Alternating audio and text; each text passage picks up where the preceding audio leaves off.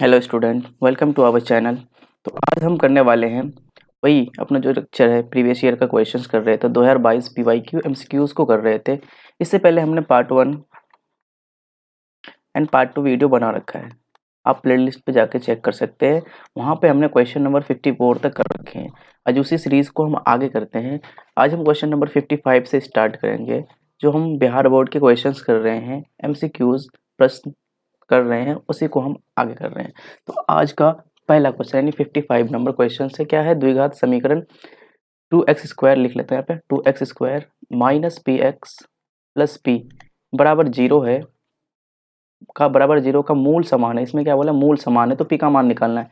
इसमें क्या बोला, मूल समान। मूल समान कब होता है सर, जब डी का मान क्या होता है, जीरो। डी बराबर जीरो, डी का वैल्यू मान क्या होता है, b² माइनस 4ac बराबर जीरो। ओके, अब देखो बी, बी कौन है यहाँ पे, माइनस पी। एक बार लिख लो यहाँ पे, ए का वैल्यू कितना है 2, बी की वैल्यू कितनी है माइनस पी, और सी का वैल्यू कितना है पी। ये होता है ना ए, ये बी और ये सी। तो इन सबको यहाँ पे पुट कर लेते हैं। तो 2 का स्क्वायर, सॉरी नहीं, पी का स्क्वायर माइनस पी का स्क्वायर माइनस 4, ए का वैल्यू कितना है 2, 2 और सी कितना है पी इक्वल टू 0। ओके, चलो नेक्स्ट। तो ये हो जाएगा पी स्क्वायर माइनस 4 दूनी 8 पी इक्वल टू 0। अब यहाँ से क्या कर लेते हैं सर, एक बार p कॉमन कर लेते हैं। अगर ये p कॉमन कर लेंगे तो p माइनस 8 बराबर 0। ओके, तो एक बार क्या कर लो, इस p को बराबर 0 कर दो, p बराबर 0, और एक बार p माइनस 8 को 0 के बराबर कर लेते हैं। तो यहाँ से p बराबर कितना आ जाएगा 8। एक बार p का मान 0, एक बार p का मान 8, तो p का मान क्या क्या आ गया 0 या 8, दोनों चीज़ें हो सकता है। कौन सा ऑप्शन है आपका, ऑप्शन नंबर सी। ठीक है, okay. Next question, question number 56। 56 में क्या बोल रहा है, यदि समीकरण x² माइनस के एक्स प्लस 4, क्या लिखा हुआ है, x² माइनस के एक्स प्लस 4 बराबर 0 है, और इसमें बोला है कि इसका कोई मूल वास्तविक नहीं है, कोई भी मूल वास्तविक नहीं है। वास्तविक नहीं होने का मतलब इसका d का मान क्या होगा, लेस देन 0 होगा। d बराबर क्या होगा, d लेस देन 0। ये होता है ना, जब कोई मूल वास्तविक नहीं होता तो d का मान 0 से छोटा होता है। ओके, इसी को फिर फॉर्मूला लगाते हैं, d का b² minus 4ac equal to, sorry less than 0। और फिर देखो ए का मान कितना हो जाएगा 1, बी का मान माइनस के, तो यहाँ माइनस के का होल स्क्वायर माइनस 4, ए का वैल्यू कितना 1 और सी का वैल्यू कितना है 4 लेस देन 0। यहाँ हो जाएगा के स्क्वायर माइनस 16 लेस देन 0, तो के स्क्वायर लेस देन 16 हो जाएगा। तो के का मान क्या हो जाएगा, लेस देन प्लस माइनस 4 हो जाएगा, दोनों हो जाएंगे, क्योंकि स्क्वायर जब हटता है तो रूट चलता है, रूट में प्लस माइनस दोनों आते हैं। ओके, तो आपका के का मान क्या होगा, तो के का मान जो होगा वो लेस देन 4 होगा, लेकिन ग्रेटर देन, सॉरी हाँ माइनस 4 होगा। तो ये आपका आंसर हो जाएगा कौन सा, option number, option C. Okay, चलो क्वेश्चन नंबर 57। 57 में क्या बोल रहा है कि अल्फा बीटा द्विघात समीकरण, द्विघात समीकरण क्या है पहले उसको लिख लेते हैं। x² minus 3 root x minus 12 बराबर 0 है। तो आपको निकालना है इसका मान, अल्फा प्लस बीटा क्या निकालना है हमें, पहले यहाँ से ए भी निकाल लेते हैं। ए का वैल्यू 1 है, बी की वैल्यू कितना है माइनस 3 रूट 3, और सी का मान कितना है माइनस 12। ठीक है, हमें क्या निकालना है, alpha plus beta minus root 3, इसका मान निकालना है। अल्फा प्लस बीटा तो ऐसे भी निकाल सकते हैं, इसका फॉर्मूला होता है minus b/a। Okay, minus root 3 minus B का मान कितना भाई, बी का मान है minus 3 root 3, minus of 3 root 3, और नीचे ए का मान कितना है 1, एक माइनस रूट 3। चलो माइनस इंटू माइनस ए क्या हो जाएगा प्लस 3 रूट 3, अब नीचे 1 को लिखे ना लिखे बात बराबर है। ओके, छोड़ देते हैं इसको, रूट 3। अच्छा यहाँ एक बार रूट 3 लिखा हुआ है, 3 रूट 3 में से 1 रूट 3 चले जाएंगे, 3 में से 1 चलेंगे तो 2, 2 रूट 3। कौन सा ऑप्शन है आपका, option number C 2 root 3। Okay, चले क्वेश्चन नंबर 58 में बोल रहा है। क्वेश्चन नंबर 58 क्या बोल रहा है, 58 में 3 7 11 का 14वां पद क्या है। देखो एक एपी देखा है 3 7 11 का, मुझे क्या बोल रहा है 14वां पद। देखो यार यहाँ से ए का मान कितना होगा, कोई ए पी है तो ए का मान डी, डी का मान कितना होगा, पीछे वाला टर्म माइनस आगे वाला, तो 7 माइनस 3, तो ये कितना हो जाएगा 4। तो हमसे क्या निकालना है 14वां पद, ए14 बराबर 1। तो इसको मैं ऐसे लिख सकता हूँ ए प्लस 13 डी। ओके, बिल्कुल लिख सकता हूँ। चलो ए का मान कितना है 3 प्लस 13 इंटू डी का मान कितना है 4, 3 प्लस 13 चौके कितना होता है 52। ओके, 52 और 3 कितना हो जाएगा 55, 55 कौन सा 55, ऑप्शन नंबर बी। ओके, चलो क्वेश्चन नंबर 59 में, क्वेश्चन नंबर 59 में बोल रहा है कि इनमें निम्नलिखित में से कौन सा समांतर श्रेणी है। मतलब समांतर श्रेणी के बारे में पूछ रही है कि मतलब कौन सा एपी में है। एपी में होने का मतलब क्या होता है, जिसका सार्वंतर क्या होना चाहिए, एपी में तभी होगा जब उसका सार्वंतर क्या होगा, समान होगा। सार्वधातुक का मतलब डी, डी का मान क्या होना चाहिए, समान होना चाहिए। चलो पहला ही चेक करते हैं, तो इससे डी निकालते हैं। डी कैसे निकलेगा, D1 पहले कर लेते हैं ना, डी तो पीछे वाला टर्म माइनस आगे वाला टर्म, तो इसको माइनस करेंगे, -6 और -8, तो ये कितना हो जाएगा, तो -6 और ये माइनस और माइनस क्या हो जाएगा, +8, तो ये कितना बन जाएगा, 2 हो गए। D2 निकालते हैं, D2 कैसे आएगा, अब इस वाले टर्म को इससे हटाना, माइनस करना पड़ेगा, तो -4 और -6, तो ये कितना बनेगा, -4 और ये माइनस माइनस प्लस हो जाएगा 6, तो ये भी 2 हो जाएंगे। ओके, D3 भी निकाल लेते हैं एक बार और। D3 निकालने के लिए क्या करेंगे, इसको इससे माइनस करेंगे, तो -2 माइनस ऑफ -4, तो ये कितना हो जाएगा, -2 + 4, तो ये भी कितना हो जाएगा, 2। तो देखो यार D1 D2 और D3 तीनों का मान क्या आ रहा है, समान आ रहा है, सबका मान क्या आ रहा है, समान आ रहा है, क्या आ रहा है, सबका समान। तो मैंने बताया कि सार्वधातुक क्या हो रहा है, समान। अब जब सार्वधातुक समान होगा तो वो क्या होगा, इसलिए मैं बोल सकता हूँ ना कि ये KP में है, तो इसका ऑप्शन यही हो जाएगा। बाकी आप सब चेक करके देख सकते हो, यही प्रोसेस है पूरा, लेकिन इससे नहीं आएंगे, वो सारे AP में नहीं होंगे। अब चेक कर लेना एक बार। ओके, तो आपका ऑप्शन कौन सा हो गया, ए, आओ कभी हवेली पे। चलो क्वेश्चन नंबर 60 में क्या बोल रहा है, एक AP दे रखा है, AP क्या दे रखा है वहाँ से दिख नहीं रहा है, मैं लिख रहा हूँ उधर, 16 11 6 1 -4, ठीक है। उस हाँ इतना ही दे रखा है।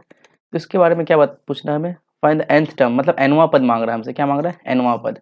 तो यहाँ से पहले a निकाल लेते हैं, a बराबर कितना 16 और d बराबर कितना हो जाएगा, 11 - 16, डेट मीन्स -5। ओके, nवां पद मांग रहा है, nवां पद का मतलब क्या होता है भाई, an, nवां पद का मतलब an मांग रहा है, an का वैल्यू मांग रहा है। an का फॉर्मूला क्या होता है, an इक्वल टू a प्लस n-1 इंटू डी, यही होता है फॉर्मूला। ओके, a की वैल्यू कितनी है, 16 प्लस n का मान, n तो पता ही नहीं मुझे, n-1 इंटू डी कितना है, -5, इसको सॉल्व कर लेते हैं ना। 16 ये प्लस है, ये माइनस है, plus minus minus, n into 5 5n, और ये minus into minus plus, 5 into 1 5, तो कितना हो गया, 16 5 21 -5n, कौन सा ऑप्शन है आपका, 21 - 5n, 21 + 5n, 21 - 5n, हाँ ऑप्शन बी कि बी फॉर बनाना। चलिए क्वेश्चन नंबर 61 में क्या बोल रहा है, बहुत अच्छा क्वेश्चन है वैसे।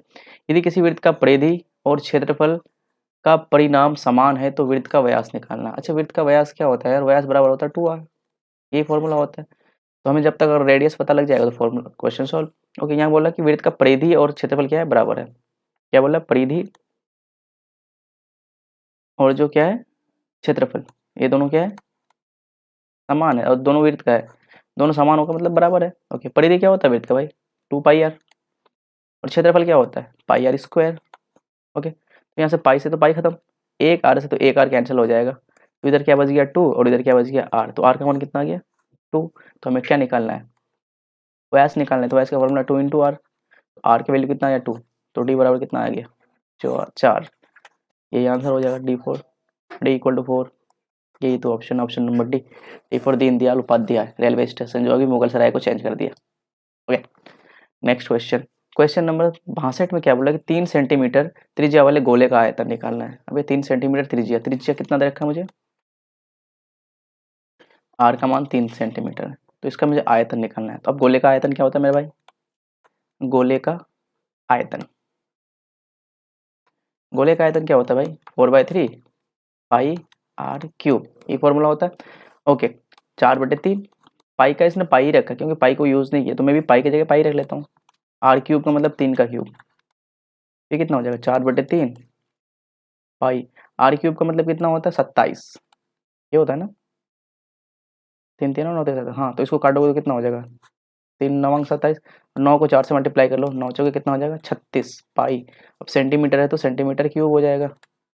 कौन सा ऑप्शन है, option number B, B for Baahubali. Okay, चलो नेक्स्ट क्वेश्चन नंबर कितना 63 63 क्या बोल रहा है इसमें, यदि किसी वृत्त की परिधि 10 पाई है सेंटीमीटर है तो इसका क्षेत्रफल निकालना है। वृत्त का परिधि हमें दे रखा है, कितना दे रखा है भाई, परिधि दे रखा है 10 पाई, तो हमें इसका क्या निकालना है, क्षेत्रफल।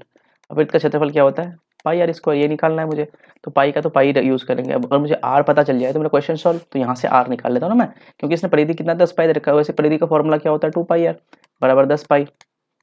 इस पाई से ये पाई कैंसिल, ये 2 से 5 बार में कट जाएगा, 2 5 6 10, आर बराबर कितना आ गया 5। अब इसी आर को इसमें पुट कर लेते हैं, यहाँ पे आर की जगह आर स्क्वायर, 5 का स्क्वायर हो जाएगा तो 5 का स्क्वायर कितना हो जाएगा 25 पाई, कौन सा हो जाएगा 25 पाई, कौन सा ऑप्शन आपका, B, option number B, no no no sorry sorry, option number B नहीं, ऑप्शन नंबर सी, वो तो 20 है यार। ऑप्शन आंसर कितना होगा, 25 होंगे। ओके चलो क्वेश्चन नंबर 64 में देखते हैं क्या बोल रहा है कि एक घनाभ की लंबाई, चौड़ाई और ऊंचाई क्रम से 8, 6 और 5 दे रखा है। मतलब एल दे रखा है कितना, 8, चौड़ाई मतलब बी ब्रेथ होता है 6 और एच हाइट कितना दे रखा है 5। तो इसका मुझे क्या निकालना, विकर्ण। विकर्ण क्या फॉर्मूला क्या होता है घनाभ का, जल्दी याद करो, करो करो करो। घनाभ का फॉर्मूला होता है L square plus B square plus H square. ये आयतन सॉरी विकर्ण का फॉर्मूला होता है। इसी फॉर्मूला में पुट कर लेते हैं। एल का वैल्यू कितना 8, तो 8 का स्क्वायर। 8 को थोड़ा सही से बना लेता हूँ, यू यू राइटिंग गंदी है फिर मान लेना, अच्छी लिख रहा हूँ। 6 स्क्वायर और ये 5 का स्क्वायर, तो कितना हो जाएगा 8 का स्क्वायर यार 64, और ये 6 का स्क्वायर कितना होता है 36, 5 का स्क्वायर 25। कैलकुलेशन अच्छी है मेरी। ओके तो ये कितना हो जाएगा 125, 125। आप भी अपना कैलकुलेशन अच्छा कर लो। 125 को मैं ऐसे ले सकता हूँ, 5 × 5 × 5 जो बचा था ना, तो 5 इन दोनों में से एक बाहर आ जाएगा 5 और अंदर 5 रह जाएंगे √5। आपको कौन सा हो जाएगा 5√5, वो कौन सा ऑप्शन है 5√5, ऑप्शन नंबर ए। आओ कभी हवेली पे। ओके चलो क्वेश्चन नंबर 65 देखते हैं। क्वेश्चन नंबर 65 में क्या बोला कि 4 सेंटीमीटर त्रिज्या वाले अर्धवृत्त का क्षेत्रफल ज्ञात करना। 4 सेंटीमीटर त्रिज्या, त्रिज्या दे रखा है मुझे कितना 4 सेंटीमीटर। इसका मुझे क्या निकालना क्षेत्रफल। अर्धवृत्त का क्षेत्रफल क्या होता है जल्दी बताओ जल्दी। अर्धवृत्त का क्षेत्रफल, वृत्त का क्षेत्रफल क्या होता है पाई आर स्क्वायर, तो आधा है तो half pi R square, 1/2 pi R square, यही हो जाएगा। ठीक है ओके 1/2 पाई। आर का वैल्यू कितना भाई, आर दे रखा है 4, तो 4 का स्क्वायर, तो 1/2 पाई। 4 का स्क्वायर कितना होता है 16, 16 हो जाता है। अच्छा इसने पाई के भी यूज़ करा है, चलो मैं भी यूज़ कर लेता हूँ। चलो इसको पहले काट लेता हूँ, 2 आटे। देखो मैं कितना बेवकूफ़ था, मैं पाई को पाई रख रहा था। पाई का वैल्यू भी रख लेता 22/7 इंटू 8 कितना हो जाएगा 22। 22 को 8 से मल्टीप्लाई करेंगे तो हो जाएगा 176/7। 176/7 कौन सा हो जाएगा, option D, D for Devsena. देखे होंगे मूवी आपने बाहुबली। ओके ओके चलो आज मैं लेक्चर को यहीं तक ख़त्म करता हूँ। आई होप आपको यहाँ तक समझ आया होगा। अगर समझ आया तो वीडियो को लाइक कीजिएगा, चैनल को सब्सक्राइब कीजिएगा और अपने दोस्तों तक शेयर कीजिएगा। फिर हम मिलते हैं इसके पार्ट 4 के साथ। कौन सा पार्ट 4 के साथ मिलते हैं। ओके तब तक के लिए बाय।